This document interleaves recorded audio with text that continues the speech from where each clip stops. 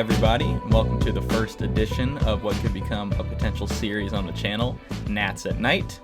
I'm your host, Trey, and now you may be wondering, Trey, what about this makes it Nats at Nite? You know, it was uploaded in the afternoon.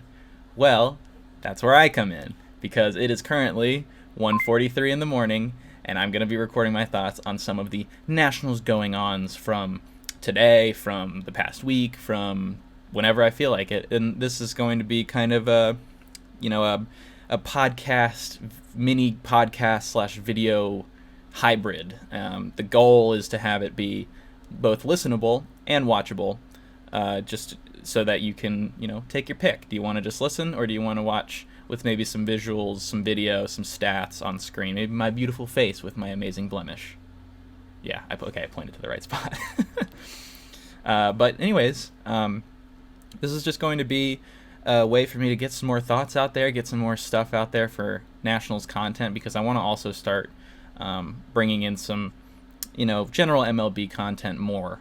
So I need to have, the best of both worlds. I figure if I do this, once every few weeks, couple weeks maybe, just checking in with the Nats, that would also be some good Nats content. So we're gonna try it, and if you don't like it, maybe I'll kill it and bury it forever. Excuse me. But anyways, let's talk about the Washington Nationals. An absolute roller coaster of a team right now, I gotta say. They are they're putting you through the emotional ringer, but it's not boring, and they're not losing every time. So that is definitely a good thing. Some young guys are starting to progress. We've seen, especially with the pitchers, Josiah Gray, Mackenzie Gore, they've been progressing pretty well. But also some other young guys, including the guy who pitched tonight, and that was Jake Irvin. I will get to him in a little bit. But first things first, let's talk about the man of the hour, in my opinion. And you could argue it's Joey Meneses after that amazing home run. But for me, it's got to be Luis Garcia. The kid is on fire right now after that Arizona series. He was, I believe, 8 for 13. He had a home run in that series. He had a hustle double in the last inning of the third game there. That really sparked the team, really sparked that rally. So you really like to see that from him, because we had kind of just been waiting for it. I'll bring up some stats, but he had been extremely unlucky to start the season. If you watched him, you could tell just by the eye test, really, that he had been hitting line drives, and everything was getting caught deep in the outfield, and make some guy making a nice play, robbing him. He got robbed tonight again, which is interesting. But some of those hard hit line drives finally started to get through, and you're seeing the results of that with his numbers coming up. I believe he is right around a 100 WRC plus, which, judging by his expected statistics, he should actually be even way higher than that. But it's just the fact that he got, quite frankly, just extremely unlucky to start the year. So he's pretty much established himself as the two-hole hitter going forward, and I think he has absolutely earned it, especially with the change in his approach. That's really the difference with Garcia, and I'm sure if you were an avid watcher over the past 2 years, or since that he's come up, since 2020, you've noticed that he's a free swinger, and sometimes that can be a good thing, and sometimes it's not. But he has completely, I think I can say that he has completely eliminated the chase from his game. So he's still aggressive, still doesn't walk a whole lot, but he's being aggressive on pitches that he can handle, not just swinging because he wants to swing. And he's really done it with being able to take pitches below the zone, just outside. And he does still chase up.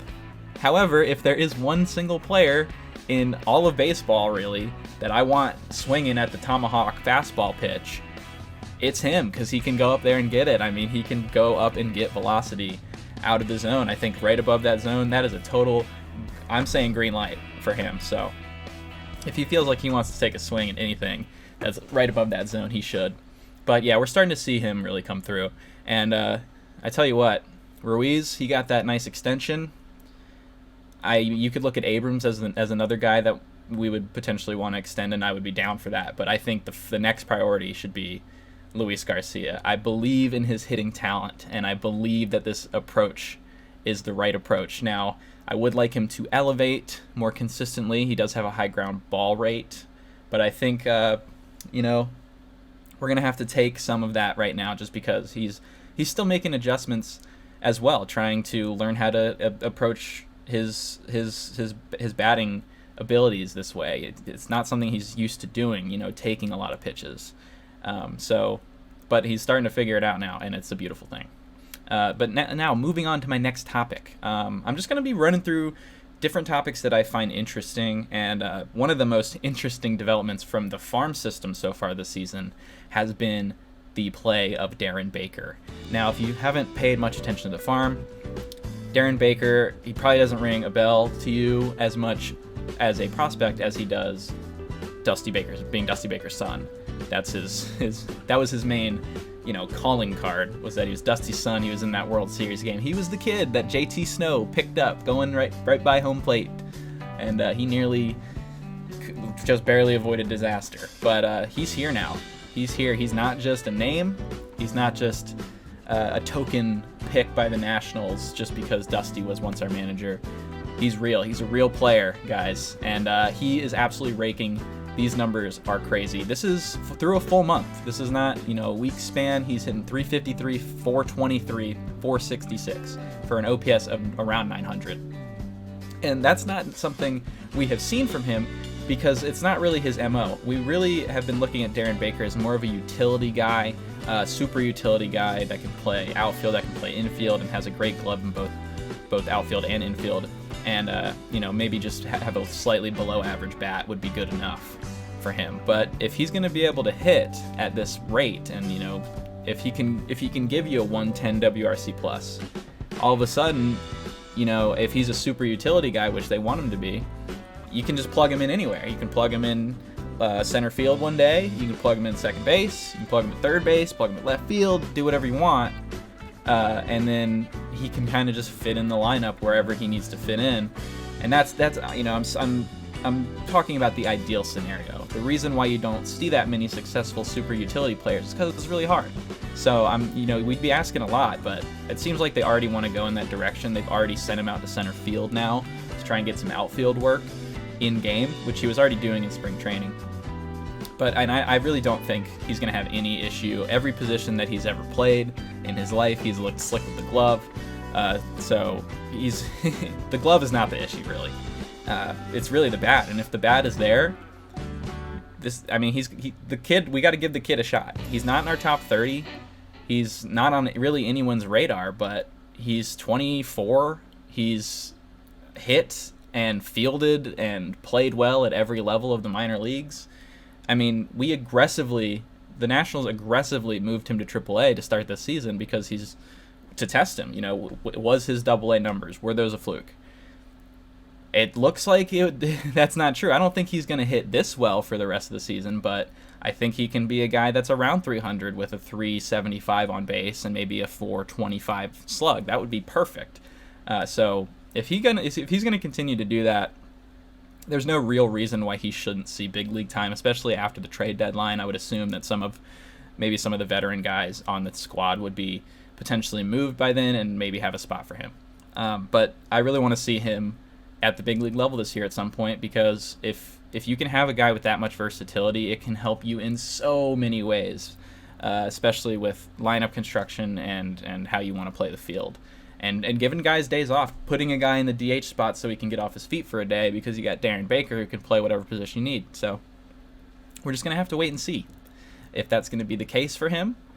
But right now in AAA, man, just keep paying attention. It seems like every day there's another Darren Baker hit. There's another 2-hit game, 3-hit game, some kind of clutch play. He's hitting for a bit of power, which is definitely not something he's ever done. So maybe he's figured something out with the pop. You know, he was a really small guy, but you know, he's 24 now. He's probably still growing into his muscle. So maybe he unlocks a little power. I'm just rambling at this point, but I really like Darren Baker. I've been on the Darren Baker hype train for a long time. Even back when he was at Fredericksburg, I was, you know, I'm not trying to pull the LeBron meme here and say I knew he was going to be amazing, but I was interested because of what I knew about his glove. And it's really just about the bat if he can hit enough. And right now he's doing it. So well, we should see him at the big league level at some point. That'll be interesting. I'll quickly I'll quickly touch on the Arizona series because, my goodness, it was crazy. I'm actually going to be posting a full video regarding the series, but mainly the Game 3 comeback. I will be making a video on that. That'll be coming out hopefully by this weekend. I'm not gonna say anything about a date, but basically, 2 games in a row, really 3 games. The first game was weird because the Nationals immediately took the lead. First inning, Luis Garcia, solo shot. I was like, awesome. We were picking up right where we left off. Let's go get some wins. And then the bats just died for the rest of the game. Merrill Kelly threw a gem after that. Really, Luis Garcia was the only person that saw him. So that was kind of weird. Even though our pitching was decent that day, we didn't have the bats. And then we go from that to the next game, which was a Gore start, and he was good, and it was a 2-2 game, and then Mason Thompson didn't have it, and it started falling apart. And the bats really, I mean, they had scored 2 runs, and it wasn't very convincing that they were alive or awake in any way. And then all of a sudden, Ruiz sparks the squad with the homer, and everything just kind of starts snowballing, and hits keep coming, and all of a sudden we're right there with Lane Thomas up against a lefty. And I'm critical of Lane, especially versus righties, but against lefties, he's got the numbers. He has a skill to rock one. He got a hanger and just put a great swing on it. Unfortunately, afterwards, Kyle Finnegan came in and walked the winning run in. And if you follow me on Twitter, @reverse, 2 R's, 2 S's at the end, plug, then you know I was not a fan of this decision from Davey Martinez because, I mean, I'm not a Kyle Finnegan supporter, really. I'm not a Kyle Finnegan enjoyer. I'm not a Kyle Finnegan defender. But you can't expect a guy on 4 games in 5 days. You can't expect a guy to have good stuff. You can't put him in a 1-run game and expect that he's going to hold that. And it didn't even last. It lasted no time at all. It was like the first pitch, Gurriel tied the game, and from there it was pretty much obvious that we were going to lose.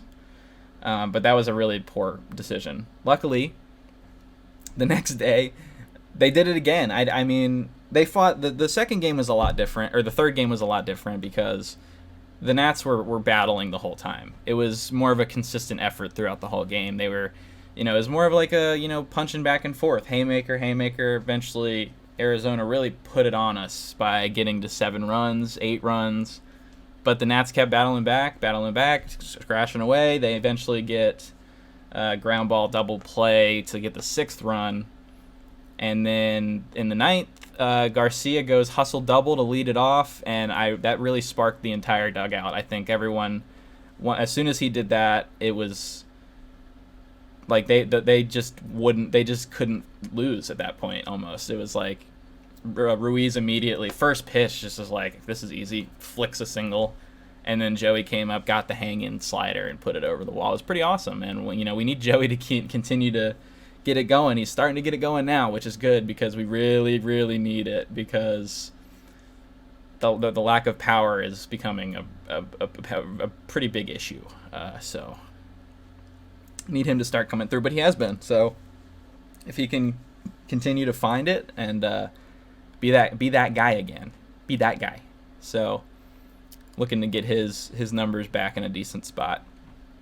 But yeah, no, it was a crazy series, and I'll get to more of that with the video I'm making. So, last 2 things we're gonna quickly touch on because I'll talk about Jake Irvin first.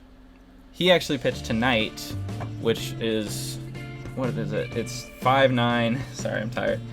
5-9 at 1:57 a.m. So he pitched 5-8, and he was quite simply brilliant. And I was saying, I'm definitely a believer in Irvin's stuff, and that's something I've said since spring training, when he was really he showed some great stuff in spring training, and I was like, potentially break camp with the squad, but it wasn't quite ready, and even then I was just kind of a little too excited when I said that. So when he came up, I was like, I don't think he's really ready, because if you looked at the minor league numbers, the walks were the big issue.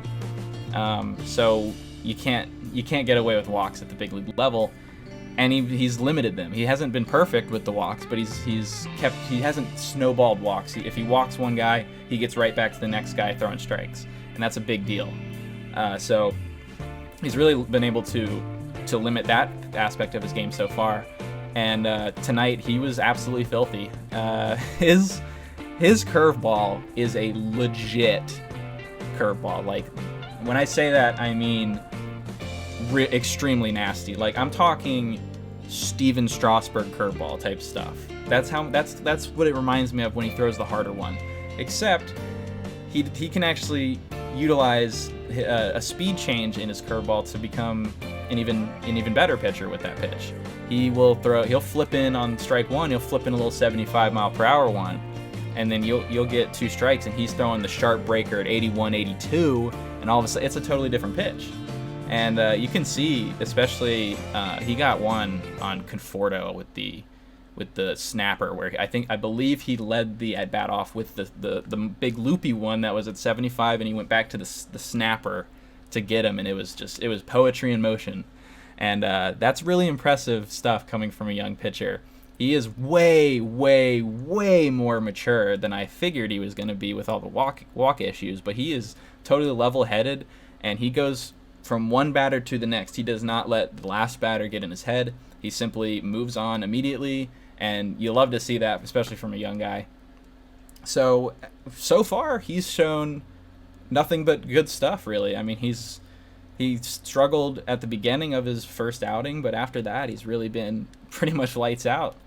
So if he continues to pitch like this, you can't take him out of the rotation, and maybe he'll end up sticking. I don't know. There's no reason to take him out yet, but also I do want to reiterate, don't get super upset if he has a bad start, because he's gonna have a bad start. Every young pitcher does. Every young pitcher goes through a point where they struggle. So when he struggles, don't be surprised. It's gonna happen. But as long as he continues to throw strikes and have that nasty curveball, I mean, this guy can do it. So really excited for the way that he's pitched to start his major league career, and helping us get some wins. Finally, last subject, Jake Alou finally gets the call up. Unfortunately, it is at the expense of a Victor Robles IL stint, which is really unfortunate, because this is maybe the best Robles has hit to start a season. He's sitting at a 113 WRC plus, which is the best on the team. And he has a almost 390 on base percentage, and he has a ton of steals. He's been getting after it on the bases, so that's really unfortunate. He was having a good start to his season. But we get the Jake Alou call-up, number 27 prospect by MLB.com. He's a guy that can play multiple positions, utility guy, mostly a third baseman, good defensively over there, but he can play the outfield too. That's probably where we're going to end up seeing him. Left field is probably where he will end up playing if he does play. I'm hoping that they do not pull a Jeter Downs and not play him at all. That would be stupid. But he, to tell you more about Jake Alou, in case you don't really follow the farm system, he is a guy that can provide a little bit of a power surge if he's right. He can really find the gaps out there, and even the homer. So, and he's coming from the left side, which is, the Nationals desperately need power from the left side. They have none besides whatever Garcia and Ruiz can give you, basically, and that's not a ton of power. So definitely looking for some of that, and we'll see. Hopefully he'll actually get to play. Unlike Jeter Downs, that whole situation was so poorly managed. Basically just put Jeter Downs on our bench for no reason. Pretty rough. But that is all the topics I have. So I don't want to keep this going for too long, but I don't want it to be too short. So we're about 20 minutes. I feel like that's probably good enough. Hopefully you enjoyed this. If not, I will kill it. If you did like it, I will probably do it again, because this was kind of fun, just kind of rambling about my Nats. That's what I like to do. So I hope you enjoyed it. and I will see you guys potentially in the next one. Peace.